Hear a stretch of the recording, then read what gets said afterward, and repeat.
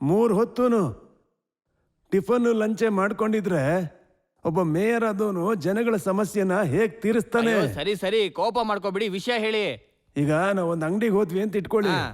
ಉದಾಹರಣೆಗೆ ಒಂದ್ ಸೋಪು ದುಡ್ಡು ಕೊಟ್ಮೇಲೆ ಸೋಪ್ ಕೊಡ್ಬೇಕು ತಾನೆ? ಬೇಕು. ಕೊಡಲ್ಲ ಅಂತಂದ್ರೆ ಚೀಟಿಂಗು 420. ಎಷ್ಟು ವರ್ಷ ಶಿಕ್ಷೆ ಆಗುತ್ತೆ? 2 ವರ್ಷ ಜೈಲೂಟ.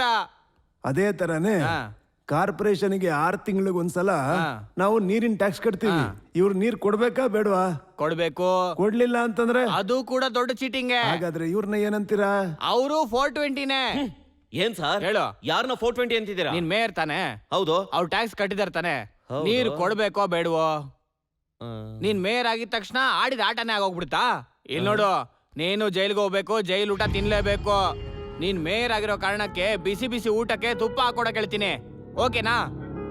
ಏನ್ ಗುರಾಯಿಸ್ತೀಯಾ? ಏನ್ ಸರ್ ಹಿಂಗ್ ಮಾತಾಡ್ತೀರಾ? ಮಳೆನೂ ಬಂದಿಲ್ಲ, ನೋಡಿದ್ರೆ ಕೆರೆಯಲ್ಲಿ ನೀರು ಇಲ್ಲ. ನಾನ್ ಎಲ್ಲಿಂದ ತೋಡ್ಕೊಡ್ಲಿ? ನೋಡ್ಬೇಕು. ಎಲ್ಲಿ ತೋಡ್ಲಿ? ಎಲ್ಲಾದ್ರೂ ಹೋಗ್ ತೋಡು.